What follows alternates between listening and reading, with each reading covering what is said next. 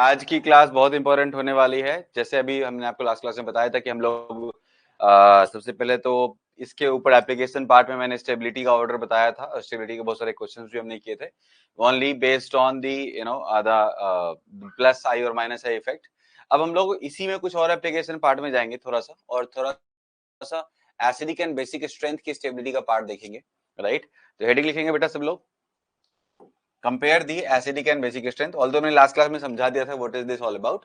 मैंने बोला था acidic strength proportional to minus I होता है, बिकॉज माइनस आई के बढ़ने से क्या होता है, इलेक्ट्रॉन आप खींचते हैं, इलेक्ट्रॉन खींचने से स्टेबिलिटी बढ़ती है जो कंजुगेट बेस होती है उसकी। अगर कंजुगेट बेस की स्टेबिलिटी ज्यादा होती है तो करस्पॉन्डिंग एसिड जो होता है वो स्टेबल होता है। ये हमने लास्ट क्लास में आपको समझाया था। अब उसके बाद अगर मैं बात करूं यहाँ पर कि कुछ क्वेश्चंस कर लेते हैं सर इसके ऊपर, तो मजा आ जाएगा। यस बिल्कुल, तो लिखो यहाँ पर, लिखो इसमें arrange the following, arrange the following in the order of acidic strength. Acidic strength भी बोल सकता है या के ए।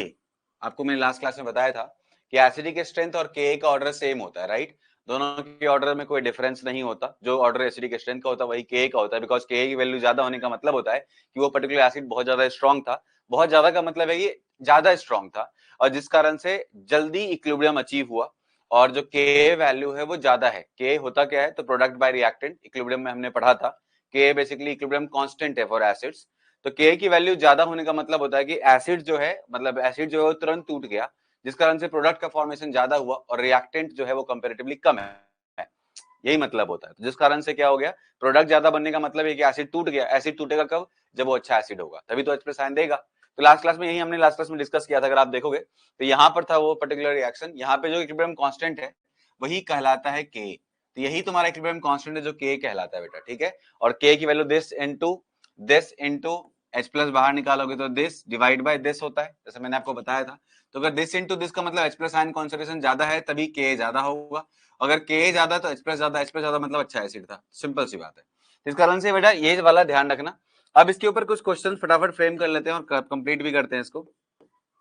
जैसे मैंने लिया CH3 CH2 और COOH, फिर ले लिया CH3 COOH और फिर ले लिया HCOOH। इसमें आपको बताना है एसिड की स्ट्रेंथ का ऑर्डर। क्वेश्चन नंबर 2 हमने ले लिया बेटा ये वाला COOH, फिर हमने ले लिया ये वाला COOH। आपको बताना है इन दोनों में एसिड की स्ट्रेंथ का ऑर्डर क्या होगा। क्वेश्चन नंबर 2 खत्म हो चुका है। चलिए उसके बाद अगला क्वेश्चन ले लेते हैं बेटा। तो अगले क्वेश्चन में हम, जैसे मैंने आपको बताया था कि प्लस आई माइनस आई के यूज करते हुए बहुत ज्यादा क्वेश्चन हम फ्रेम नहीं कर सकते, तो इस कारण से मैं ज्यादा क्वेश्चन नहीं फ्रेम कर पाऊंगा, बट फिर भी जितना हो सकता है एटलीस्ट उतना तो कर ही देता हूँ। फटाफट इन सब में आप एसिडिकेशन का ऑर्डर कंपेयर करेंगे। एकदम सिंपल सिंपल क्वेश्चन है, कुछ भी नहीं है, बस ये 2 लाइन सारे क्वेश्चन निपट जाएंगे। और आपको पता ही है इन दोनों लाइन का मतलब क्या है, कैसे है। सारे क्वेश्चन मैंने पहले भी आपको बता रखा है, मीन सारे कंसेप्ट मैंने पहले बता रखे हैं। जल्दी कंप्लीट करो बेटा। ए बी और एक और चीज है, इनऑर्गेनिक केमिस्ट्री स्टार्ट होने वाली है बेटा। एस ब्लॉक से स्टार्ट करेंगे, बिकॉज ऑब्वियसली एस ब्लॉक ही पहला ब्लॉक है। एस ब्लॉक से स्टार्ट करेंगे और इनऑर्गेनिक केमिस्ट्री भी इसी वीक में। आज तो फ्राइडे हो गया, प्रोबेबली कल के बाद परसों संडे को एक क्लास रख लेंगे, इसमें इनऑर्गेनिक केमिस्ट्री स्टार्ट कर लेते हैं। ठीक है, चलिए अब यहाँ पर ए बी है, छोटा सा चैप्टर है तो आराम से हो जाएगा वो। ए और बी है, अब इन दोनों में क्या होगा आंसर, तो ऑब्वियसली बात है सर यहाँ पर प्लस आई कम होगा, यहाँ पे प्लस आई ज्यादा होगा। तो अगर प्लस आई ज्यादा होगा तो ऑब्वियसली बात है एसिडिक स्ट्रेंथ घट जाएगी, और एसिडिक स्ट्रेंथ अगर घट जाएगी तो ऑब्वियसली बात है आंसर ये हो जाएगा। ठीक है, इन दोनों के अंदर यहाँ पे देखो एक मछली पूरे तालाब में गंदा कर देगी, मतलब ये वाला कार्बन sp2 हो गया, sp2 कार्बन माइनस आई हो जाता है, वेरा यहाँ सारे कार्बन sp3 वो प्लस आई होते हैं, तो ऑब्वियसली बात है इसकी एसिडिक स्ट्रेंथ ज्यादा हो जाएगी। सर यहाँ रेजोनेंस भी होगा, नहीं रेजोनेंस नहीं होगा। उसके बाद यहाँ पर देखो ये वाला Cl है प्लस आइस होकर, ये वाला भी सॉरी माइनस आइस होकर, ये वाला Cl माइनस आइस होकर। और आपको पता है एक मछली पूरे तालाब को गंदा कर देती है, तो वैसे केस में ये माइनस आई नजदीक है, माइनस आई दूर है, और minus I effect distance depending होता है, तो इस कारण से जो आंसर होगा वो ये वाला हो जाएगा। राइट, नियरेस्ट होगा ये तो। उसके बाद इस वाले में देखो तुम यहाँ पर 3-3 देने वाले ग्रुप लगे हुए हैं, तो ऑब्वियसली प्लस आई बहुत बढ़ गया है। यहाँ पे 2 लगे हुए हैं तो कंपेरेटिवली कम है प्लस आई, तो इस कारण से आंसर मेरा ये हो जाएगा। उसके इन दोनों में देखो तो यहाँ पर ये वाला डबल बॉन्ड दिख गया, मतलब ये sp2 कार्बन हो गया। sp2 कार्बन क्या होता है, माइनस आई इफेक्ट शो करता है, वेरेज यहाँ पे सारे कार्बन sp3 हैं तो सारे प्लस आई इफेक्ट शो करेंगे। तो वैसी बात है जहां पे माइनस आई हो गया वहां पे स्टेबिलिटी बढ़ जाएगी किसकी, कंजुगेट बेस की, इस कारण से आंसर होगा ये। उसके बाद इन दोनों में देखो तो यहाँ पे 2-2 Cl लगे, यहाँ पे 3 Cl लगे हैं, इसलिए मैंने से यहाँ पे ज्यादा है तो वैसी बात है एसिडिक ज्यादा होगी, मतलब ये ज्यादा एसिडिक हो जाएगा। ये सब क्लियर है बच्चों? क्या ये सबका यही आंसर है जो मेरा आंसर है? जल्दी बोलो, क्या सबका आंसर यही आया है जो मेरा आया है? सर बेसिक स्ट्रेंथ तो बताया नहीं आपने बेटा, बेसिक स्ट्रेंथ एसिडिक स्ट्रेंथ सब दोबारा आने वाला है, डोंट वरी, अभी सारे इफेक्ट पढ़ाने दो फिर दोबारा आने वाला है। सर सारे सही हैं, सारे सही हैं, बहुत बढ़िया सर, सारे करेक्ट, वेरी गुड बच्चा। चलो एनीवेज अब स्टार्ट करते हैं रेजोनेंस बच्चों। रेजोनेंस क्या है सबसे पहले समझते हैं। रेजोनेंस क्या होता है? तो obviously delocalization of pi electron है, एज सिंपल एज, अगर मैं बोलूं सिंपल वर्ड में वन वर्ड आंसर, तो आंसर ये है कि resonance is delocalization of pi electron. एकदम एकदम ए स्ट्रेट वर्ड, एक आंसर यही है कि resonance is the delocalization of pi electron. बहुत सिंपल, तो लिख लो बेटा फटाफट, resonance is delocalization of pi electron. Resonance is delocalization of pi electron. Delocalization of pi electron. Delocalization of pi electron. Resonance is delocalization of pi electron. ठीक है बेटा, लिखो इसमें which results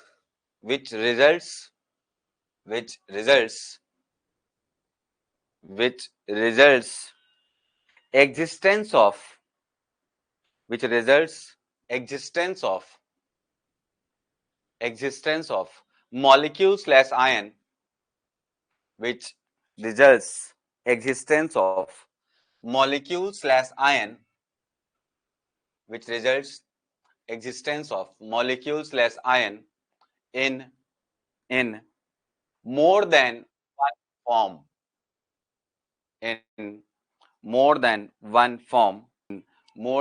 one form, by having different locations of pi electron slash lone pair, pi electron slash lone pair, pi electron slash lone pair। अब लिखो आगे next, conditions, heading डालो बेटा, कंडीशंस,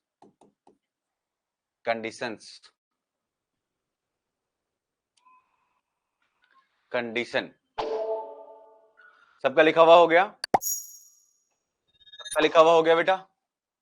कंडीशन नंबर 1 रिपीट कर दें? अच्छा ठीक है, रिपीट लिखो, फिर से लिखो।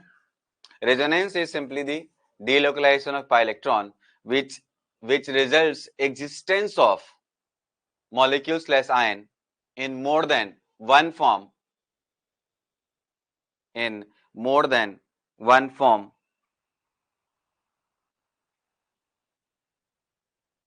by having different location of pi electron or lone pair, pi electrons or lone pair। Condition लिखो पहला, कंडीशन नंबर 1, मतलब देखो मेरा कहने का मतलब क्या है कि सिंपल है कि एक ही मॉलिक्यूल के हम तरह तरह के स्ट्रक्चर्स बना सकते हैं, और उन तरह तरह के स्ट्रक्चर्स को हम कैसे बनाते हैं? तो बाय डीलोकलाइजिंग पाई इलेक्ट्रॉन्स। ये पाई इलेक्ट्रॉन क्या होता है वो बात की बात है, वो समझाता हूं कुछ समय के बाद, लेकिन पहले ये समझो कि बस पाई इलेक्ट्रॉन की लोकेशंस को डीलोकलाइज करके हम डिफरेंट फॉर्म सेम मॉलिक्यूल के बना सकते हैं। तो इसलिए लिखा हुआ है, या आयन के बना सकते हैं, इसलिए लिखा हुआ है कि existence of same molecule in different forms, या existence of same atom, existence of same ion in different forms. और कैसे करते हैं डिफरेंट फॉर्म? तो बस वही पाई इलेक्ट्रॉन को डीलोकलाइज कर दो, मतलब पाई इलेक्ट्रॉन को नचाते रहो, और पाई इलेक्ट्रॉन या उसी को हम लोग कभी कभी मतलब पाई इलेक्ट्रॉन या कभी कभी उस फॉर्म में लोन पेयर भी दिखेगा आपको, मतलब लोन पेयर को हम पाई में कन्वर्ट कर सकते हैं, पाई को लोन पेयर में कन्वर्ट कर सकते हैं। तो मतलब उसी को आगे पीछे करके हम डिफरेंट फॉर्म जो बना सकते हैं, उसी पर्टिकुलर फिनोमिना का नाम क्या है? रेजोनेंस है। लेकिन ये रेजोनेंस हमेशा नहीं होगा, ऐसा नहीं कहीं भी हो जाएगा। रेजोनेंस होने के लिए सर्टेन कंडीशन को फुलफिल करना पड़ता है। अब वो सर्टेन कंडीशन क्या है? तो पहला है कंडीशन नंबर 1, लिख लो इसमें, position of atoms in molecule slash ion should not change. मतलब ऐसा नहीं कि तुमने पाई इलेक्ट्रॉन या पाई बॉन्ड के पोजीशन को शिफ्ट करने के चक्कर में तुमने एटम को ही शिफ्ट कर दिया। You can not shift atom, you can only shift pi electrons या पाई बॉन्ड या lone pair provided certain condition. अगर सर्टेन कंडीशन बनता है तो फिर वैसे केस में आप बस क्या कर सकते हो, पाई इलेक्ट्रॉन को शिफ्ट कर सकते हो। आप कभी भी एटम को शिफ्ट नहीं कर सकते, एटम अपनी जगह पे बना रहेगा, वो अपनी पोजीशन पे फिक्स रहेगा। अगर कोई ऐसा करता है तो वो रेजोनेंस नहीं कर रहा, फिर वो गलत कर रहा है। तो लिख लो इसमें, position of atom should not change. Resonance के दौरान you should not change the position of atom, पहला चीज। Condition number 2, condition number 2, sir resonance में मतलब थोड़ा सा मॉलिक्यूल समझ में आ गया, फील नहीं आ रहा, तो देखो फील के लिए बताता हूं। जैसे फॉर एग्जांपल आपने देखा होगा, जैसे मान लो कोई भी पर्टिकुलर, हम सबको पता है भगवान है, राइट, हम सबको पता है भगवान है, लेकिन किसी ने, अगर मैं मतलब हिंदू धर्म के अंदर आपने देखा होगा there are lot many god and goddesses, right, बहुत सारे हैं। तो अब क्या है ना, सबका एक ही मतलब है, दैट इज पावर, पावर, और तुम जो बोलना चाहो उनको, वो है, सबको पता है। लेकिन उसी में अगर आपको गले में अगर नाग दिख जाए, हाथ में त्रिशूल दिख जाए और जटा दिख जाए, तो आप बोलोगे ये भोले बाबा हैं, महादेव हैं। या आपको अगर हाथ 8 अष्टभुजा वाली एक माता दिख जाए तो आप बोलोगे दुर्गा जी हैं। अगर जीव निकाले हुए हाथ में एक ब्लड का वो कटोरा लिए हुए किसी को देखोगे आप, तो वो जो पोर्ट्रेट है वो क्या है, वो है तुम्हारे काली माता, राइट। ऐसे करके आप जैसे जैसे उसके फिगर को, ऐसे जैसे उसके आउटर जो भी फेस है या आउटर जो मतलब जो खड़े रहने का तरीका है या जो उनके हाथों में जो भी चीजें रखी हुई हैं उनको चेंज करोगे, आभूषण वेशभूषा चेंज करोगे, भगवान भी चेंज होते जाते हैं और सबके अपने अपने मतलब होते हैं, राइट। कोई कुछ के लिए, कोई कुछ के लिए होता है, लेकिन सब मिला के क्या है, सब मिला के गॉड है, राइट, भगवान है। तो भगवान एक है, उन्हीं के तरह तरह के रूप हैं। तो वैसे ही मॉलिक्यूल एक है, उन्हीं के तरह तरह के रूप है। कहीं पर वो चीज यहां लगी हुई, कहीं पर वो चीज यहां लगी हुई, कहीं पर वो जो था लगा हुआ वो किसी और फॉर्म में दिख रहा है। मतलब कहीं पर कोई चीज डबल बॉन्ड था, वही चीज बगल में लोन पेयर बन गया। मतलब क्या है कि आप एक ही मॉलिक्यूल को डिफरेंट तरह से प्रेजेंट करके आप जो डिफरेंट प्रेजेंटेशन कर रहे हो, प्रोवाइडेड सर्टेन कंडीशन। ऐसे नहीं कि अपने मन से कुछ भी बना देंगे, वो नहीं, रूल्स रेगुलेशन सारे वेदा में लिखे हुए, राइट। हम उन सबको फॉलो करते हुए बनाते हैं सारे भगवान के फोटोज, राइट। वो सारे फोटोज को हम अल्टीमेटली क्या बोलते हैं, सब भगवान है। अगर आप देखोगे इंटरलिंक, सारे इंटरलिंक है, सारे भगवान इंटरलिंक है आपस में। ऐसा नहीं कि तुम काली जी का पूजा करते हो तुम्हारे से महादेव गुस्सा आ जाएंगे, ऐसा बिल्कुल नहीं है। वो सब आपस में इंटरलिंक्ड है। कोई शक्ति का प्रतीक है, कोई दुनिया बनाने का प्रतीक है, कोई ब्रह्मांड बनाने के प्रतीक है, अलग अलग है, लेकिन सब हैं क्या, तो अल्टीमेटली भगवान है। तो वैसे रेजोनेंस होता है, कोई मॉलिक्यूल है, उस मॉलिक्यूल के डिफरेंट कंडीशंस है, आई मीन डिफरेंट स्ट्रक्चर्स हैं, provided certain conditions, but ultimately है क्या, वो सब वही मॉलिक्यूल है, एज सिंपल एज। तो यहां पर अगर मैं बात करूं कंडीशंस की, तो कंडीशन नंबर 1 कहता है कि एटम को रिप्लेस नहीं कर सकते आप एटम को रिप्लेस नहीं कर सकते, जहां पर था वहीं रखोगे। कंडीशन नंबर 2 क्या कहता है, कंडीशन नंबर 2 कहता है कि जो भी इलेक्ट्रॉन हैं, चाहे वो लोन पेयर हो या पाई इलेक्ट्रॉन हो, जो भी लोन पेयर हैं या फिर वो पाई बॉन्ड के इलेक्ट्रॉन हैं, जो भी हैं, उनको एक पर्टिकुलर ऑर्बिटल में रहना पड़ेगा, जो ऑर्बिटल अनहाइब्रिड होना चाहिए। तो लिख लो इसमें, लिख लो इसमें, पाई इलेक्ट्रॉन और electron participating in resonance, electron participating in resonance must be in unhybrid orbital. अगर पाई इलेक्ट्रॉन हाइब्रिड ऑर्बिटल में आ गया तो मतलब वो रेजोनेंस में पार्टिसिपेट नहीं कर सकता है। तो ध्यान रखना इसका बेटा कि pi electron must be in unhybrid orbital, pi electron must be in unhybrid orbital. अगर आपको याद हो कार्बन आयन के केस में मैंने आपको बताया था दो तरह के होते हैं कार्बन आयन, एक sp2 एक sp3, पीछे कहीं पर होगा, राइट, एक sp2 sp3। तो मैंने आपको बोला था कि जब sp2 होता है तो वहां पर क्या होता है कि जो तुम्हारे इलेक्ट्रॉन्स हैं, देखो कार्बन आयन आ गया ना, तो जो तुम्हारे इलेक्ट्रॉन्स हैं, देखो sp2 है, तो जो तुम्हारे इलेक्ट्रॉन्स हैं वो तुम्हारे क्या है, वो तुम्हारे रेजोनेंस में पार्टिसिपेट कर रहे हैं। लोन पेयर जो है वो रेजोनेंस में पार्टिसिपेट कर रहा है, मेरे sp3 में लोन पेयर रेजोनेंस में पार्टिसिपेट नहीं कर रहा है। क्यों नहीं कर रहा, क्योंकि लोन पेयर हाइब्रिड ऑर्बिटल में है, इस कारण से वो पार्टिसिपेट नहीं कर रहा। वेरेज अगर लोन पेयर कहां हो जाए, अनहाइब्रिड ऑर्बिटल में, तो रेजोनेंस से पार्टिसिपेट कर जाएगा। अब वो अनहाइब्रिड ऑर्बिटल में कब होगा, जबकि रेजोनेंस कंडीशन फॉल करेगा। और रेजोनेंस कंडीशन क्या होता है, वो कॉन्जुगेशन होता है। कॉन्जुगेशन क्या होता है, वो अगला कंडीशन है। तो मैं तुम्हें क्या समझाना चाह रहा हूं कि अगर यही इलेक्ट्रॉन लोन पेयर, अगर तुम्हारे पाई इलेक्ट्रॉन जिसको आप बोल रहे हैं, जिसको आप लोन पेयर बोल रहे हैं, जो रेजोनेंस में पार्टिसिपेट करने वाला है, अगर वही चीज हाइब्रिड ऑर्बिटल में चला जाए तो वो रेजोनेंस में पार्टिसिपेट नहीं करेगा, एज सिंपल एज। क्योंकि जब भी आप रेजोनेंस में पार्टिसिपेट कराते हो, जब भी कोई चीज को आप रेजोनेंस में पार्टिसिपेट कराते हो, तो इसका मतलब ये है कि वो पर्टिकुलर लिंक डायनामिक है, वो पर्टिकुलर लिंक डायनामिक है। आप उसको डायनामिक तरीके से देख रहे हो, कभी वो बॉन्ड है, कभी बॉन्ड नहीं है, कभी वो इलेक्ट्रॉन पेयर है, कभी वो कभी वो लोन पेयर है, कभी वो बॉन्ड है, तो डायनामिक बना के रखा है आपने। लेकिन जब कोई चीज स्ट्रक्चर का पार्ट हो जाता है, ज्योमेट्री का पार्ट हो जाता है, तो आप उसको डायनामिक नहीं कर सकते। आप ये नहीं बोल सकते कि कार्बमीथेन के अंदर स्ट्रक्चर में कभी वो sp2 हाइब्रिडाइज्ड है, कभी sp3 हाइब्रिडाइज्ड है, क्योंकि जो चीज पार्ट बन गई हाइब्रिडाइजेशन की या स्ट्रक्चर की या ज्योमेट्री की, आप उसको बार बार छेड़ नहीं सकते। वो एक सॉलिड स्ट्रक्चर है, सॉलिड का मतलब हो गया कि आप उसको बार बार छेड़ नहीं सकते, उसको आप रूप चेंज नहीं कर सकते। तो सिमिलरली यहां पर अगर वो इलेक्ट्रॉन पाई इलेक्ट्रॉन चला गया हाइब्रिड ऑर्बिटल में, तो वैसे केस में वो ज्योमेट्री का पार्ट बन जाएगा, और ज्योमेट्री का पार्ट बन गया तो आप उसको रेजोनेंस से पार्टिसिपेट नहीं करा सकते। ऑल्दो एक कंडीशन ऐसा बनता है जहां पे पार्टिसिपेट करता है, वो कंडीशन कहलाता है हाइपर कॉन्जुगेशन। लेकिन वो आगे की बात है, अभी के लिए हम लोग क्या समझते हैं कि भाई जो इलेक्ट्रॉन है वो अनहाइब्रिड ऑर्बिटल में होना चाहिए, मतलब वो sp2 sp3 sp sp3d इन ऑर्बिटल्स में नहीं रहने चाहिए। जितने भी हाइब्रिड ऑर्बिटल्स बनते हैं हमने बहुत पढ़ रखे हैं, उनको होना चाहिए या तो px में या py में या pz में या dxy में dyz में dxz में dx square minus y square में dz स्क्वायर में, मतलब एक पर्टिकुलर प्योर ऑर्बिटल होना चाहिए, तभी वो रेजोनेंस में पार्टिसिपेट कर सकता है। As simple as. Point number 3 atom participating. अब देखो यहां पर एटम पार्टिसिपेटिंग इन रेजोनेंस लिखा रहा हूं, इसका ये मतलब नहीं है एटम ही रेजोनेंस में पार्टिसिपेट करेगा। एटम बेसिकली क्या है, न्यूक्लियस एंड इलेक्ट्रॉन का एक स्ट्रक्चर है, इजंट इट। एटम जो है वो क्या है, एटम एक हाइपोथेटिकल एनर्जी बाउंड्री से बना हुआ एक पर्टिकुलर स्फेयर है, जिसको आप इमेजिन कर पा रहे हो। उसके अंदर क्या है, तो उसके अंदर पर्टिकुलरली इलेक्ट्रॉन्स हैं और उसके अंदर न्यूक्लियस है, राइट।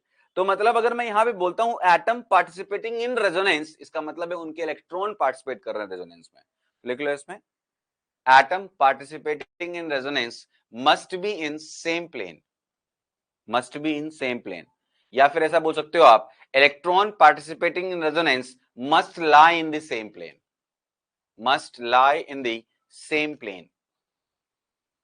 मतलब ऐसा है कि जहां तक वो मॉलिक्यूल प्लेनर है वहां तक तो वो रेजोनेंस है।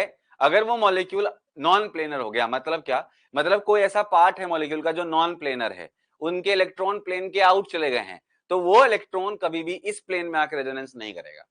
ये बात कहने का मतलब है। जैसे फॉर एग्जांपल मैंने कहा कि ऐसे मान लो ये मॉलिक्यूल है, ये वाला मॉलिक्यूल है, अब इस मॉलिक्यूल में ये वाला मॉलिक्यूल है, अब इस मॉलिक्यूल के अंदर अगर देखा जाए तो लेट्स सपोज ये तुम्हारे पास ये इलेक्ट्रॉन है, ठीक है। अब ये जो इलेक्ट्रॉन है अगर ये रेजोनेंस में जा रहा है, तो इसका मतलब है कि ये लोन पेयर और ये वाला पाई बॉन्ड दोनों के दोनों सेम प्लेन में रहे होंगे, अदरवाइज ये रेजोनेंस में नहीं जा सकते, अदरवाइज ये रेजोनेंस में नहीं जा सकते। जैसे फॉर एग्जांपल मैंने कहा कि ये वाला मान लो OH है और यहाँ पर एक पाई बॉन्ड बना दिया, यहाँ पे लोन पेयर डाल दिया, तो ये लोन पेयर अगर रेजोनेंस में जा रहा है तो मतलब है कि ये लोन पेयर और ये वाला पाई बॉन्ड 100% सेम प्लेन में होगा। तो सर ये लोन पेयर क्या होगा, तो ये lone pair out of the plane होगा, क्यों, क्योंकि ये sp3 हाइब्रिडाइज्ड है ये एटम, राइट। अगर ये sp3 हाइब्रिडाइज्ड है तो फॉर श्योर कोई ना कोई आउट ऑफ द प्लेन तो हुआ होगा, बिकॉज ये 3 डायमेंशनल स्ट्रक्चर है। तो अगर कोई ना कोई 3 डायमेंशनल स्ट्रक्चर बनेगा, इसका पता ही आपको टेट्राहेड्रल होता है, तो कोई ना कोई ऐसा इसके अंदर होगा बॉन्ड या लोन पेयर जो आउट ऑफ द प्लेन गया होगा, तो 100% वो वाला गया होगा जो रेजोनेंस में पार्टिसिपेट नहीं कर रहा है। बात समझ में आ गई। तो रेजोनेंस में पार्टिसिपेट करने के लिए they must be in the same plane, then only you can have resonance. Point number 4, there must be conjugation. Point number 4, there must be conjugation. Point number 4, there must be conjugation. Point number 4, there must be conjugation. अभी conjugation क्या होता है, तो conjugation क्या होता है वो तो आगे बताऊंगा, बट ये लिख लो, there must be conjugation. Conjugation का मतलब ऐसे डबल सेपरेटेड बाय सिंगल, दो डबल सेपरेटेड बाय सिंगल, या double separated with lone pair, है ना, विद अ सिंगल बॉन्ड, इस तरह का कुछ भी। अब ये यहां पर क्या है, कुछ भी सकता है, मुझे नहीं पता, ऐसे लगा दिया मैंने, है ना। या फिर नहीं तो डबल सेपरेटेड बाय अ वेकेंट ऑर्बिटल, इसको हम लोग कॉन्जुगेशन कहते हैं। या फिर double separated with a radical like this, ये भी कॉन्जुगेशन है। या और भी बहुत सारे केसेस बन सकते हैं, मैं इसमें बहुत सारे, नॉट ओनली डबल, ऐसे अगर लेट सपोज एक के पास इलेक्ट्रॉन है और एक के पास इलेक्ट्रॉन नहीं है, ये भी हो सकता है। मतलब ये separation of sigma bond is very important, the separation of sigma bond is very important, the separation of sigma bond is very important. और आपको पता होगा कि generally separation of sigma bond, तो बोल रहा हूं generally sigma bond does not participate in resonance, why? Because sigma bond always participate in contributing geometry, right? और जब कभी भी कोई चीज ज्योमेट्री में पार्टिसिपेट करता है तो फॉर श्योर वो हाइब्रिडाइजेशन का पार्ट है। आपने देखा होगा जब हम बॉन्ड पेयर काउंट करते हैं तो हम सिग्मा बॉन्ड काउंट करते हैं, राइट? सिग्मा बॉन्ड क्यों काउंट करते हैं? Because sigma bond automatically hybrid orbital में होता है, हाइब्रिड ऑर्बिटल में ही सिग्मा बॉन्ड के इलेक्ट्रॉन्स होते हैं। तो अगर सिग्मा बॉन्ड के इलेक्ट्रॉन्स हाइब्रिड ऑर्बिटल में है तो वो पार्टिसिपेट कर नहीं सकते रेजोनेंस के अंदर। बस एक ऐसा केस बनता है जहां पे होता है, and that particular case is known as hyperconjugation. Otherwise आपको हमेशा sigma bond will never participate in resonance, right? Exceptional है उसका, वो है हाइपरकॉन्जुगेशन, जहां पे सिग्मा बॉन्ड पार्टिसिपेट कर जाता है, लेकिन इन जनरल तो नहीं। तो इस कारण से आपने देखा होगा मैंने हर जगह पाई बॉन्ड बनाया, तो पाई बॉन्ड में भी पाई बॉन्ड पार्टिसिपेट करेगा, ये पार्ट नहीं लेगा, ये पार्ट लेगा, ये पार्ट नहीं लेगा, ये पार्ट लेगा, क्योंकि पाई बॉन्ड आपको पता ही है ये रेजोनेंस का, आई मीन ये हाइब्रिडाइजेशन का पार्ट नहीं होता है। जब हम बॉन्ड पेयर काउंट करते हैं तो हम पाई बॉन्ड को काउंट नहीं करते, हम सिग्मा बॉन्ड को काउंट करते हैं, क्योंकि हम पाई बॉन्ड को बॉन्ड पेयर के तौर पे ट्रीट नहीं करते। हम यहाँ पर बोलते हैं कि पाई बॉन्ड तो वैसा बॉन्ड है जो कि हाइब्रिडाइजेशन में है ही नहीं, वो तो पैरेलल दो ऑर्बिटल्स हैं जो इस सिग्मा बॉन्ड के प्लेन के परपेंडिकुलर हैं और वो आपस में ओवरलैप कर रहे हैं, और जिस कारण से पाई बॉन्ड बना है। और ये पाई बॉन्ड जो है ये अनहाइब्रिड ऑर्बिटल में होते हैं, इसीलिए ये आराम से रेजोनेंस के पार्ट में चले जाते हैं, मतलब रेजोनेंस करने लगते हैं। तो ये बहुत सारे और केस बन सकते हैं, ऐसे इतना ही नहीं है, बहुत सारे केस बन सकते हैं इसके। वो सारे केस क्या हैं वो आगे बताऊंगा। तो लिख लो इसमें कॉन्जुगेशन क्या है। तो conjugation nothing but separation this by sigma bond, दो पर्टिकुलर चीज। अब वो दो चीज क्या हो सकती है? दो चीज क्या हो सकती है? तो दो चीज सर एक बार लास्ट वाले में कॉन्जुगेशन कैसे होगा? बेटा कॉन्जुगेशन कैसे होगा वो तो आगे करेंगे ना, इसमें तो हम case 1 case 2 case 3 case 4 case 5 case 6 conjugation के ढेर सारे केस लेंगे, उसमें एग्जांपल भी लेंगे, डोंट वरी। लेकिन मैं अभी समझाना चाह रहा हूँ कॉन्जुगेशन क्या है। तो अगर मान लो double bond, lone pair, radical, ये सब अगर आपस में सिग्मा बॉन्ड से सेपरेटेड हो तो आप उसे कॉन्जुगेशन कंडीशन मानेंगे। बात समझ में आ गई? अगर ये सब आपस में सिग्मा बॉन्ड से सेपरेटेड हो तो आप उसको कॉन्जुगेशन कंडीशन मानेंगे। Vacant orbital, loan pair, radical, double bond, ये सब आपस में अगर आपको कहीं क्या दिख गए, सिग्मा बॉन्ड से सेपरेटेड दिख गए, तो आप उसको कॉन्जुगेशन कंडीशन मानेंगे। ठीक है अग्रिम? अभी कैसे होता है वो तो आगे करेंगे, ठीक है, थोड़ा सा वेट कर लो, वो करेंगे, केस 1 केस 2 करेंगे। चलिए अगला सुनो ध्यान से, 4th नंबर, 5 नंबर लिखो। None of the resonating structure, ऐसे एक पहले रेजोनेटिंग स्ट्रक्चर डिफाइन कर लेते हैं। लिखो इसमें, लिखो इसमें, on resonance, on the phenomena of resonance, the different structures are known as resonating structure. The different structures are known as, जब आप रेजोनेंस कर रहे होते हैं तो उस दौरान जो डिफरेंट स्ट्रक्चर्स बनते हैं उनको हम लोग रेजोनेटिंग स्ट्रक्चर कहते हैं। The different structures are known as resonating structure, resonating structure. The different structures are known as resonating structure. The different structures are known as resonating structures. The different structures are known as resonating structures. None of the resonating structure, none of the resonating structure represents molecule. कोई भी resonating structure molecule represent नहीं करता, ध्यान रखना इसका। कोई भी resonating structure molecule को रिप्रेजेंट नहीं करता। None of the resonating structure, जिसको हम लोग कैनोनिकल स्ट्रक्चर भी बोलते हैं, तो none of the resonating structure represents molecule, molecule. None of the resonating structure represents molecule. A resonance hybrid represents the molecule. Resonance hybrid represents the molecule. मतलब सारी property of molecule will be explained by resonance hybrid. चाहो तो कहीं पे note करके लिख लो, all the properties of molecule will be represented by the resonance hybrid. All the property of molecule are represented by resonance hybrid.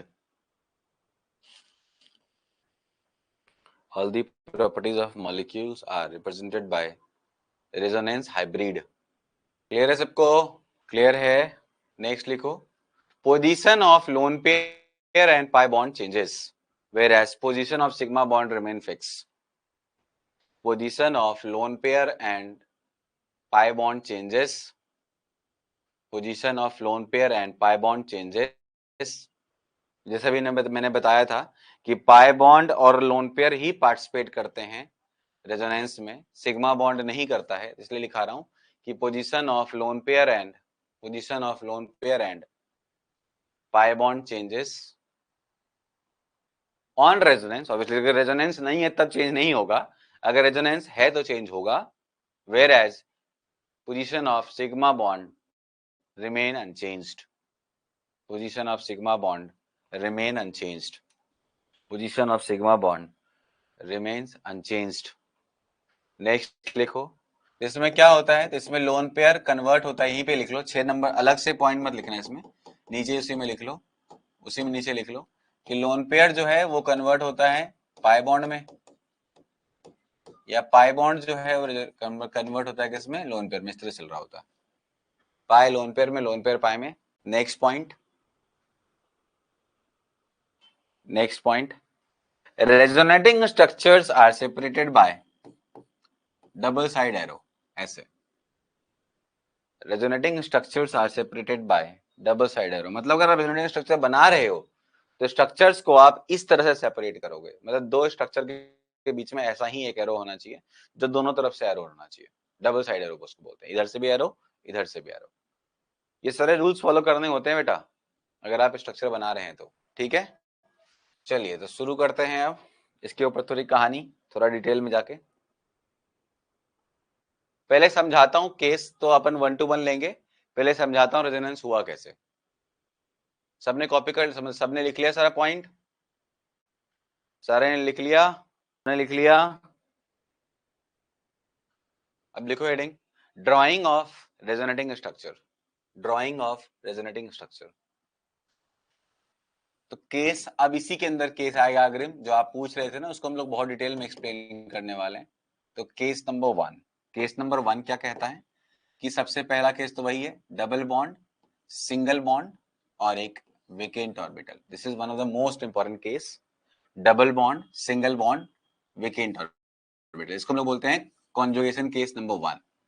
Conjugation case number 1, double bond, single bond and vacant orbital. Double bond, single bond and vacant orbital. चलिए एक छोटा सा example लेके समझते हैं। देखो होता क्या है ना, इन जनरल लोग यहाँ पर ऐसा भी लिखा देते हैं double bond, single bond plus charge, क्योंकि प्लस का मतलब होता है vacant orbital. But this is not always true, this is not always true, whereas this is always true, not always, यहाँ लिख लो not always। कहीं के लिखा हुआ मिल जाएगा तो समझ जाना not always वाला कंडीशन है, क्योंकि प्लस का मतलब हमेशा नहीं होता वेकेंट ऑर्बिटल। जैसे NH4 प्लस है, अब NH4 प्लस का मतलब ये नहीं कि नाइट्रोजन पे वेकेंट ऑर्बिटल है, बिल्कुल नहीं है। तो इस कारण से अगर NH4 प्लस लिखा है मतलब ये नहीं हुआ कि N पे प्लस चार्ज है, इस बात का ध्यान रखना।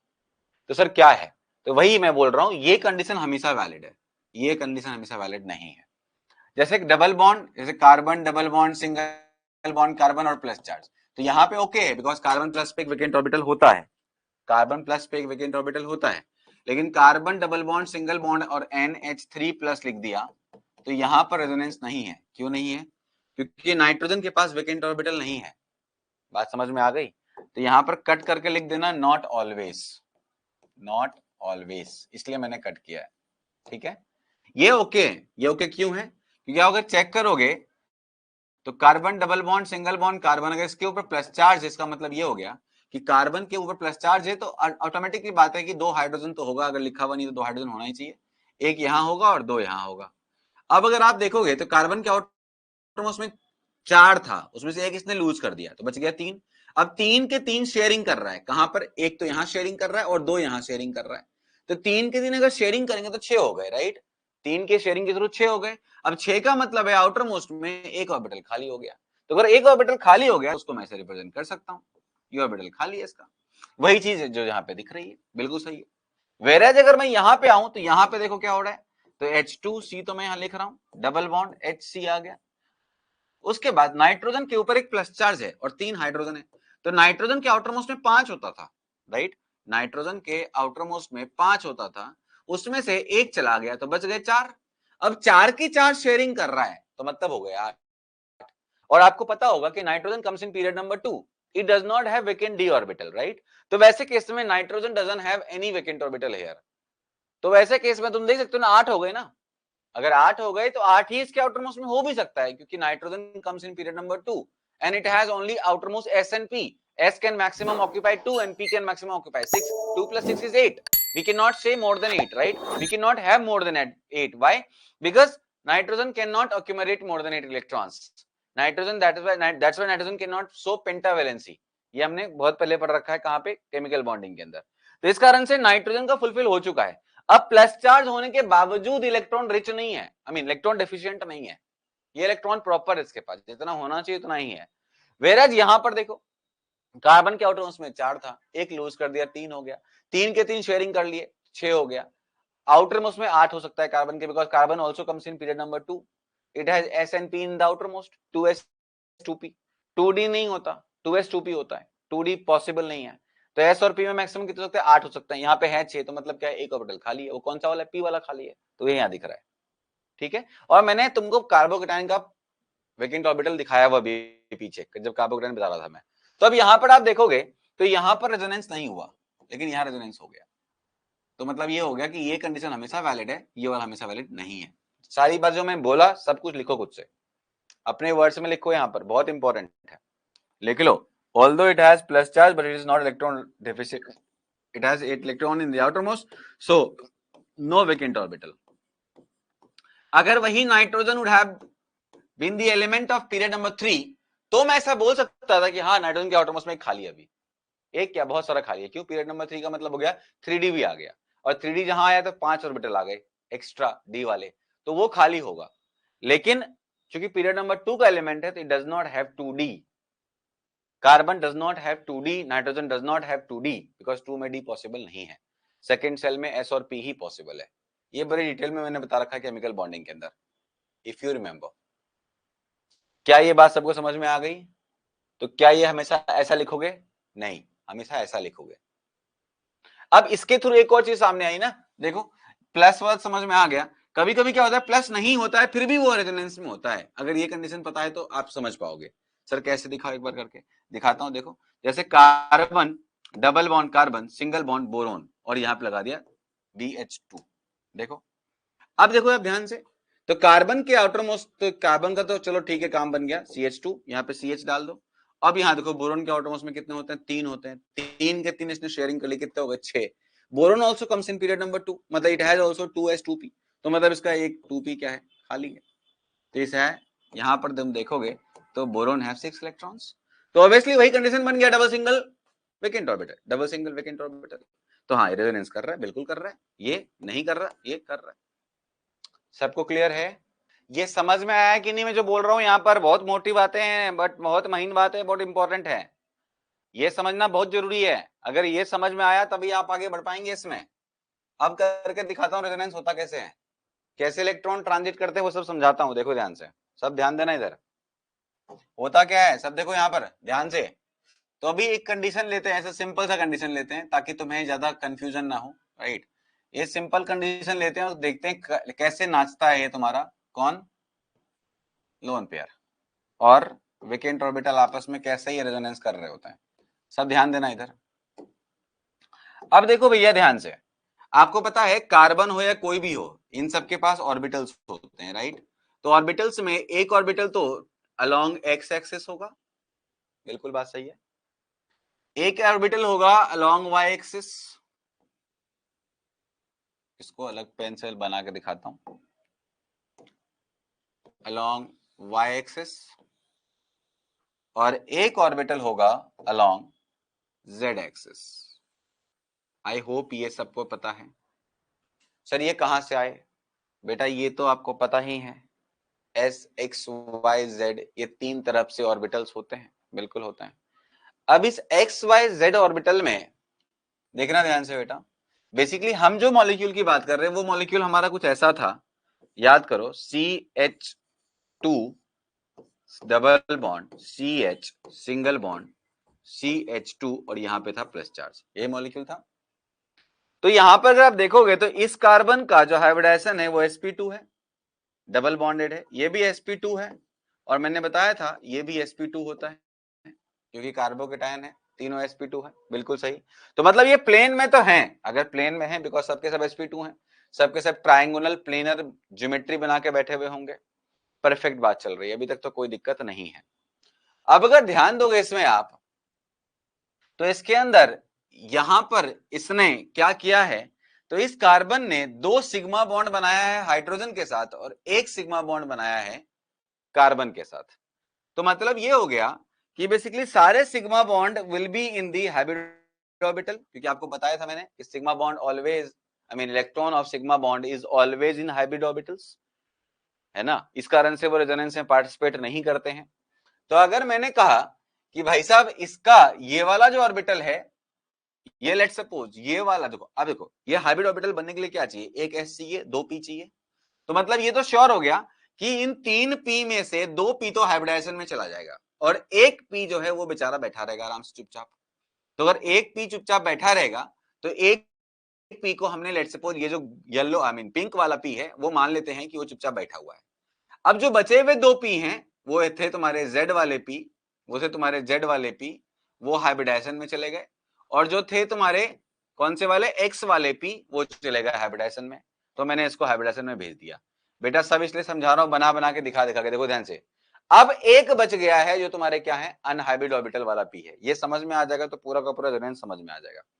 ठीक है भैया, तो ये वो पी है जो कि अनहाइब्रिड है और इसी का वो इलेक्ट्रॉन है, इसी में कोई इलेक्ट्रॉन रह रहा होगा जो कि रेजोनेंस में पार्टिसिपेट करेगा, बिल्कुल सही है। अब जो बचा हुआ तुम्हारे पास 2 पी और एक एस है कार्बन का, बिकॉज हमें पता है कार्बन का आउटरमोस्ट कॉन्फ़िगरेशन होता है 2s और 2p। अब 2s में एक ऑर्बिटल होता है और 2p में 3 ऑर्बिटल होता है। आउट ऑफ दिस 3 ऑर्बिटल्स, 2 ने तो s के साथ मिक्स होकर अपना हाइब्रिडाइजेशन कर लिया और एक ऑर्बिटल चुपचाप बचा हुआ रह गया, वो यही तुमको यहाँ पे दिख रहा है, वही ऑर्बिटल यहाँ पे दिख रहा है जिसको मैंने पिंक कलर से बना रखा है, जिसको भी मैं पिंक कलर से बना देता हूँ। लेट्स सपोज ये तुम्हारा py है, तो मैंने py को पिंक से बना दिया और px और pz हाइब्रिडाइजेशन में चले गए। अब जब ये हाइब्रिडाइजेशन में गए तो इन्होंने बनाया क्या, तो इन्होंने बनाया sp2, और sp2 जो होता है वो अलाइन कैसे होते हैं, तो sp2 अलाइन होते हैं ट्रायंगुलर, राइट। तो मतलब एक ट्रायंगल ऐसा बना होगा, आई मीन एक ऑर्बिटल ऐसे अलाइंड होगा, इसको डिफरेंट कलर से बनाते हैं, sp2 ऑर्बिटल है तो मान लेते हैं एक ऑर्बिटल ऐसा अलाइंड होगा, ये sp2 है। अब एक ऑर्बिटल ऐसा अलाइंड होगा, ये भी sp2 है, और एक ऑर्बिटल ऐसा अलाइंड होगा जो sp2 है। ये 3 sp2 दिख गए मेरे को, ये जो 3 तुमको दिख रहे हैं ब्लू कलर से, these are all sp2 hybrid, right. Similar fashion में इसके पास भी sp2 है, तो इसका भी एक sp2 होगा जो इसके साथ बॉन्डिंग में बिजी होगा, इसका एक sp2 होगा जो कि इसके साथ बॉन्डिंग में बिजी होगा, और इसका ही एक sp2 होगा जो कि हाइड्रोजन के साथ बॉन्डिंग में बिजी होगा। तो मतलब ये हो गया कि मैं इसके 3 sp2 अब ऐसे बना देता हूं, क्योंकि हमें पता है ट्रायंगल में होता है, ये 3 sp2 मैंने इसके से बना दिए। उसमें से एक तो कार्बन के साथ चला गया, एक कार्बन यहां पर होगा, क्योंकि आपको पता है लास्ट एटम जो था वो कार्बन था। ये स्ट्रेट हम बनाते हैं बट स्ट्रेट होता नहीं है, क्योंकि ऑब्वियसली ट्रायंगल की बात चले तो ट्रायंगल हम स्ट्रेट कैसे बना सकते हैं, तो हमें सही स्ट्रक्चर अगर बनाना है तो पूरी तरह से बनाना पड़ेगा ये सब कुछ। ठीक है भैया, यहाँ पे कार्बन आ गया और यहाँ पर एक हाइड्रोजन है, यहाँ पर एक हाइड्रोजन है और यहाँ पे एक हाइड्रोजन है। अब जो बचा हुआ एक ऑर्बिटल है इसका, लेट्स सपोज वो py था, वो इसका भी खाली है, क्योंकि हमें पता है पाई बॉन्ड बनाने के लिए 2 पैरेलल ऑर्बिटल चाहिए होता है ताकि वो लैटरल ओवरलैपिंग कर पाए। अगर वो लैटरल ओवरलैपिंग नहीं कर पाएंगे तो आप पाई बॉन्ड नहीं बना पाएंगे, ये बात बिल्कुल सही है। अब क्या करेंगे, अब समझेंगे ध्यान से बेटा। अब ये वाला कार्बन जो है, ये कार्बन तुम्हारा था एक, इस पे ये भी sp2 है, तो मतलब इसके पास भी 3 हाइब्रिड ऑर्बिटल होंगे। कौन कौन से वाले, तो 3 हाइब्रिड ऑर्बिटल में से एक तो चला गया इसके साथ बॉन्डिंग में, और 2 हाइब्रिड ऑर्बिटल इस तरह से अरेंज होंगे जो ट्रायंगल बना रहे होंगे, बिल्कुल बात सही है। और वो दोनों ट्रायंगल जो है वो किसके, आई मीन वो दोनों हाइब्रिड ऑर्बिटल जो है वो किसके साथ अलाइंड होगा, तो वो दोनों हाइब्रिड ऑर्बिटल अलाइंड होगा हाइड्रोजन के साथ। तो मैं वहां पर हाइड्रोजन बना देता हूँ। तो यहाँ पर मैंने एक हाइड्रोजन बना दिया और यहाँ पर मैंने एक हाइड्रोजन बना दिया। अब तुम ध्यान से देखो तो दिख रहा है भाई CH2 बिल्कुल H2, C बिल्कुल दिख रहा है, CH बिल्कुल C और यहाँ पर H दिख गया। उसके बाद इसका C बिल्कुल दिखा और 2H बिल्कुल दिखा, सब कुछ दिख रहा है, परफेक्ट दिख रहा है। अब क्या करेंगे, अब ये हाइड्रोजन का तो पता ही है एक ही ऑर्बिटल होता है और वो ऑर्बिटल मान लेते हैं तुम्हारा वो ये वाला ऑर्बिटल है जो s ऑर्बिटल है, ठीक है। यहाँ भी s ऑर्बिटल है, सिमिलर फैशन में यहाँ भी s ऑर्बिटल है, हाइड्रोजन के बाद एक ही ऑर्बिटल था s वाला, तो हमने यहाँ पे s ऑर्बिटल सिग्मा बॉन्ड बना दिया, ये सब सिग्मा बन गए। अब जो बने हुए यहाँ पर हैं ये तुम्हारा सिग्मा बन गया, राइट, ये भी तुम्हारा सिग्मा बन गया। तो मैं सिग्मा के सारे इलेक्ट्रॉन्स यहाँ पे प्लेस कर देता हूँ, ये सिग्मा के इलेक्ट्रॉन्स आ गए, यहाँ भी सिग्मा के इलेक्ट्रॉन्स आ गए, दोनों के शेयर्ड इलेक्ट्रॉन्स यहाँ भी आ गए, यहाँ भी सिग्मा के इलेक्ट्रॉन्स आ गए, एक इसका था एक इसका था, सिमिलरली यहाँ भी एक इसका, सबके सिग्मा के इलेक्ट्रॉन्स आ गए। अब जो बचे हुए एक इलेक्ट्रॉन यहाँ पर हैं वो इसके साथ आपस में, चलो इसको पाए है तो पाए इलेक्ट्रॉन बना बचा हुआ है तो इसको मैंने पाए बना दिया, ये 2 इलेक्ट्रॉन ऐसे करके बचे हुए हैं, राइट, ये बनाएंगे पाए। और अगर आप देखोगे तो इसका दो पी तो बीजी है, राइट, 2 पी बीजी है sp2 बनाने में, तो इसके जो 2 पी बीजी थे तो एक पी तो इसका भी खाली है, तो इसका भी एक पी खाली है जो कि क्या है, जो कि इनके साथ प्लेन में है, राइट। तो इनके साथ अगर प्लेन में है तो मतलब ये भी कहीं ना कहीं y एक्सिस मेंटेन कर रहा होगा, ये भी कहीं ना कहीं y एक्सिस मेंटेन कर रहा होगा, ठीक है, तभी तो जाएगा रेजोनेंस में, रेजोनेंस जाएगा ही नहीं अदरवाइज। तो ये भी पी वाई तुम्हारा पहले वाले का, ये पी वाई तुम्हारा दूसरे वाले का और ये पी वाई वैकेंट तीसरे वाले का, बिकॉज हमें पता है कार्बोकेटाइन में एक वैकेंसी होती है, तो ये वैकेंसी दिखा दी मैंने। अब मैं सबके sp2 लिख देता हूं जहां जहां sp2 है, तो ये इसका sp2 था, यहाँ sp2 था और यहाँ sp2 था, फिर ये दूसरे वाले का sp2 भी यहीं पर है, यहाँ पर ये इसका sp2 है, यहाँ पे ये इसका sp2 है और यहाँ पे इसका sp2 है, यहाँ पे इसका sp2 है, यहाँ पे इसका sp2 है, फिर यहाँ भी 2 इलेक्ट्रॉन है वो भी दिखा देता हूँ, तो ये भी सिग्मा के इलेक्ट्रॉन है, तो मैं सिग्मा के इलेक्ट्रॉन ग्रीन से दिखा रहा था, ग्रीन से दिखा दिया। उसके बाद यहाँ पे इसका ये जो है s हो गया, कहाँ पे s है, ये s हो गया, ये s हो गया, फिर उसके बाद यहाँ s है, यहाँ s है और यहाँ s है। अब सुनो ध्यान से, अब क्या होगा, तो इन्होंने आपस में तो पहले से बॉन्डिंग बना रखी है, that is your pi bond. अब क्या होता है, ये जो इलेक्ट्रॉन है, सब ध्यान देना बेटा, ये जो इलेक्ट्रॉन है ये एज इट इज बना रहता है, ये इलेक्ट्रॉन एज इट इज बना रहता है, ये इलेक्ट्रॉन यहां से जंप करता है इसकी ऑर्बिटल, ये इलेक्ट्रॉन यहां से जंप करता है इसके ऑर्बिटल में। जैसे ये इलेक्ट्रॉन यहां, क्योंकि सब के सब देखो ये पाए है, ये दोनों मिलके पाए, because 2 parallel orbitals, I mean 2 parallel orbitals lateral ऐसे करके, वैसे ये दोनों भी पाए बनाएंगे लैटरल ऑर्बिटल्स, लेकिन यहाँ पाए क्यों नहीं बन पा रहा, बिकॉज ऑफ इसके पास इलेक्ट्रॉन नहीं है, ये कार्बोकेटाइन है, तो इसने यहां से अपने इलेक्ट्रॉन इसको दिए, तो अब इसके पास इलेक्ट्रॉन हो गया, इसके पास इलेक्ट्रॉन नहीं है। सिचुएशन कुछ ऐसी हुई कि ये इलेक्ट्रॉन जो यहां पर था, ये इलेक्ट्रॉन उठ के इसके ऑर्बिटल में चला गया और फिर जैसे इसके ऑर्बिटल में इलेक्ट्रॉन गया तो इस वाले कार्बन को लगा यार अब इधर बैठ के कोई फायदा नहीं है, अब इनके साथ बॉन्डिंग करो, मतलब कि अब इसका ऑर्बिटल भर गया, इसके ऑर्बिटल इलेक्ट्रॉन पहले इधर की तरफ अलाइंड थे अब इधर की तरफ अलाइंड हो गए और ये बेचारा लॉस कर गया बिकॉज ऑफ इसका इलेक्ट्रॉन यहां से भाग के कहां पहुंच गया, इसके पास पहुंच गया। तो मतलब अल्टीमेटली क्या हुआ, तो अल्टीमेटली जब मैं इसको अगला स्ट्रक्चर बनाऊंगा, मैं बार बार यही चीज दोबारा नहीं बनाऊंगा, ये बहुत ज्यादा कॉम्प्लिकेटेड है, लेकिन फिर कोशिश करता है इसको थोड़ा छोटा कर दें, कर लेते हैं, ठीक है। इसकी क्लोनिंग हो गई, देखो वाह, ये आ गए 2 ऑर्बिटल्स, ये तुम्हारे हो गए, ये वाला एरो हो गया। अब ये जो दिखा दिया मैं बना के, तो मैं अब ये वाला एरो यहां से हटा देता हूं बिकॉज ऑब्वियसली हमने देख लिया ये यहां से चला गया यहाँ पे, तो यहाँ पे क्या रह गया, ये वाला बॉन्ड भी खत्म हो जाएगा, बिल्कुल खत्म हो जाएगा, और अब ये ऑर्बिटल तुम्हारे हो गए खाली, देखो जो पहले था इसका भरा हुआ अब हो गया इसका खाली, ये हो गया इसका खाली, और अब जाके जो इलेक्ट्रॉन पहले उधर हुआ करते थे अब वो इलेक्ट्रॉन उधर जा चुके हैं, तो उसका कलर चेंज नहीं करते, ये हो गया तुम्हारा, और फिर अब ये दोनों आपस में बॉन्ड बना लेंगे। मतलब हुआ क्या पूरे घटना में, तो पूरे घटना में ये हुआ कि पहले C double bond C single bond C था, ये इलेक्ट्रॉन यहां से यहां जंप किया, और मतलब बेसिकली इलेक्ट्रॉन तो ये वाला जंप किया इसके पास से इसके पास, और इसका इलेक्ट्रॉन तो पहले इधर की तरफ घुमा हुआ था, इधर की तरफ घुमा है, जहां फायदा उधर जा रहा है वो। मतलब इसकी सरकार ऐसी है, इधर सरकार बनेगी उधर चले जाएगा, इधर बढ़ा हुआ तो इधर चला गया, इधर बढ़ा हुआ तो इधर चला गया, और फिर जाके ये कुछ ऐसा बन गया। तो इस कार्बन का कोई लॉस नहीं हुआ, पहले भी यहीं पर था, देखो पहले भी यहीं पर था, अभी भी वहीं पर है। लॉस किसका हुआ? इस पहले वाले कार्बन का, और फायदा किसके हुआ? इस तीसरे वाले कार्बन को। तो इस कारण जिसका लॉस हुआ उस पर प्लस चार्ज डाल दो। आई होप ये बिल्कुल क्लियर हो गया होगा। ये शिफ्टिंग होने का अपने रीजन क्या दिया था? शिफ्टिंग होने का रीजन तो दिया था बेटा, देखो ये पूरे के पूरे मॉलिक्यूल है, राइट। आपने एक के ऊपर प्लस चार्ज डाला हुआ है, एक के ऊपर प्लस चार्ज डाला हुआ है, तो स्टेबिलिटी क्या है बताओ? अगर मान लो ये प्लस चार्ज दो जगह डिस्ट्रीब्यूट हो जाए तो स्टेबिलिटी क्या हो जाएगी? कंपैरेटिवली बढ़ जाएगी, क्योंकि किसी एक पे नेट चार्ज होने से बेटर है उस प्लस को हम दो जगह डिवाइड करते हैं। जैसे फॉर एग्जांपल ये पूरा मॉलिक्यूल तो एक ही घर है, अब एक घर में छोटे भाई के सर पे कर्ज है, बड़े भाई बड़े खुश से है, ऐसा होगा क्या? अच्छा लगेगा क्या? अगर बड़ा भाई उसको हेल्प कर सकता है तो कर देगा ना।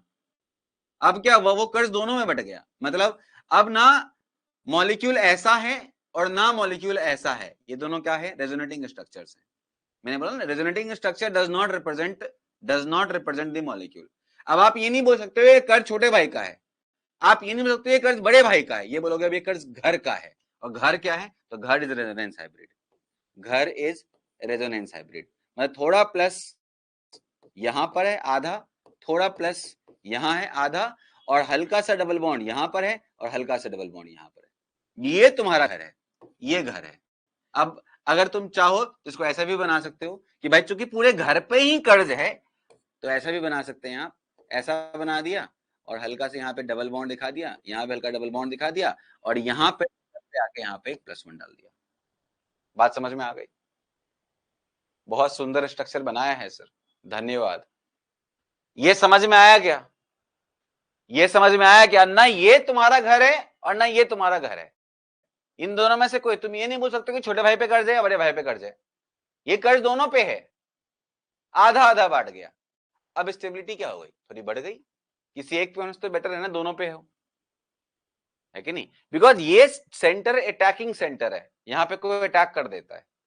तो अगर मान लो लेट सपोज मैं वो एक पर्टिकुलर चीज लेके घूम रहा हूं जिससे मेरे पे कोई अटैक कर देगा, और मेरे भाई को पता चला कि यार भैया अगर तुम वो चीज कभी मेरे पास रखो कभी अपने पास रखोगे ना, तो सामने अटैक करने वाला कंफ्यूज रहेगा, तुम पे अटैक करें कि मेरे पे अटैक करें, तो हम दोनों की स्टेबिलिटी थोड़ी बढ़ जाएगी, और एज ए फैमिली हम स्टेबल हो जाएंगे। तो बेटर एक काम करो, सारा टेंशन खुद पे मत लो, हम दोनों आधा आधा बांट लेते हैं। अगर हम आधा आधा बांट सकते हैं तो कंडीशन, कंडीशन क्या? घर में दोनों भाई एक होने चाहिए। ऐसा नहीं कि घर दो अलग अलग करके बैठे हुए हो तो छोटा भाई बड़े भाई का हेल्प नहीं करेगा, घर टूटते हुए सुना ही होगा ना भाई, तुरंत भाई लोग टूट जाते हैं आज के समय में, कलयुग में तो बहुत चल रहा है सब। तो फिर वहां पर नहीं, कंडीशन क्या है? They should have the same home, it should not be one other family, ऐसा नहीं होना चाहिए, दोनों का सेम फैमिली होना चाहिए। कंडीशन ये कहता है। सिमिलरली यहाँ पे कंडीशन कहता है देयर मस्ट बी कॉन्जुगेशन, अगर ऐसा कॉन्जुगेशन हो रहा होगा तभी पॉसिबल, अदरवाइज पॉसिबल नहीं है। सबको क्लियर है? ओके सागर, कोई इश्यू नहीं बेटा, you can leave, you are facing connection issues. बोलो बच्चों।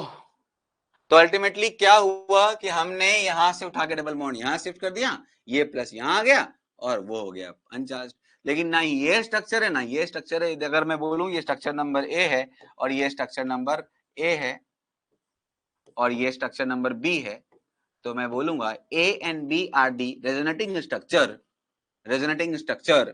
whereas C is the resonance hybrid and C represents the main characteristics of molecule.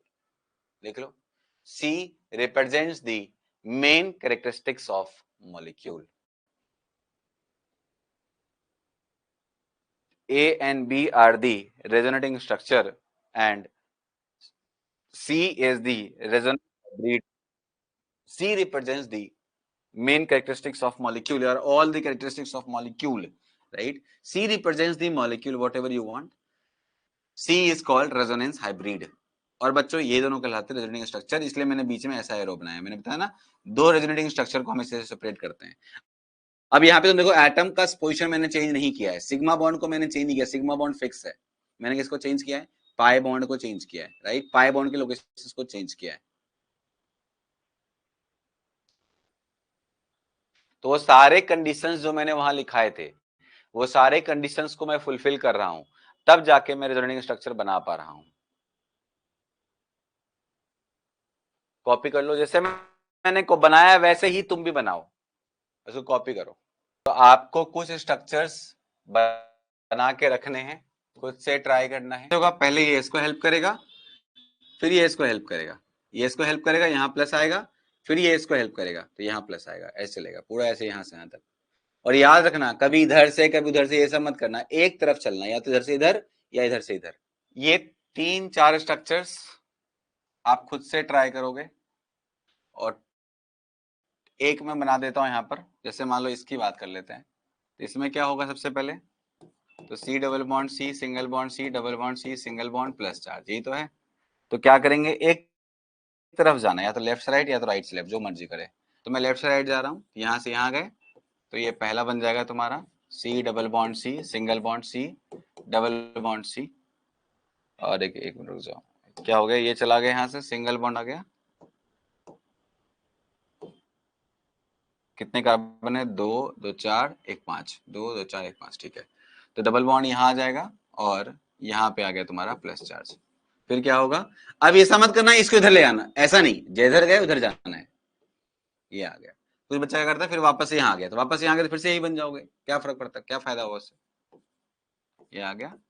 Basically इसका मतलब क्या है ना, कि आप जितना ज्यादा प्लस चार्ज को डिस्ट्रीब्यूट कर पाओ उतना बेटर है। तो ये 3 स्ट्रक्चर्स बन गए। अब जब इन तीनों को कंबाइन करेंगे, these are all called resonating structure, ABC canonical structures हैं। अगर तीनों कंबाइन कर दें कैसा बनेगा, ऐसा बनेगा। सब पे डबल बॉन्ड दिख रहा है थोड़ा थोड़ा, क्योंकि हर जगह डबल बॉन्ड गया है। सर कहाँ हर जगह गया है, देखो मान लो पोजीशन A है, ये B है, ये C है या D है, तो हर जगह डबल बॉन्ड गया है। देखो A पे है, C पे है पहले स्ट्रक्चर में, फिर उसके बाद A पर है और D पर है दूसरे स्ट्रक्चर में, फिर C पर है और D पर है तीसरे स्ट्रक्चर में। सब पे डबल बॉन्ड आ गया, तो मतलब सब पे थोड़ा थोड़ा डबल बॉन्ड डाल दो। इसको बोलते हैं partial bond character, this is partial bond character. और उसके बाद ओवरऑल इसके ऊपर एक प्लस डाल दो, हो गया। तो ये आपका हो गया resonance hybrid, this is known as resonance hybrid, this represents the whole molecule. चलिए, ये तीनों स्ट्रक्चर सेम नहीं है, इस बात का ध्यान रखना। एनीवेज, अब सर दिख रहा है क्लियरली, नहीं है सेम। आप इनको इनको इनको ड्रॉ करके रखेंगे, ये तीनों आप ड्रॉ करके रखेंगे, और खुद से हाथ चलना चाहिए आप लोगों का। जब तक आप खुद से ट्राई नहीं करोगे तब तक आपके स्ट्रक्चर सही नहीं बनेंगे। Resonance is not that easy to draw. मिलते हैं फिर कल की क्लास में।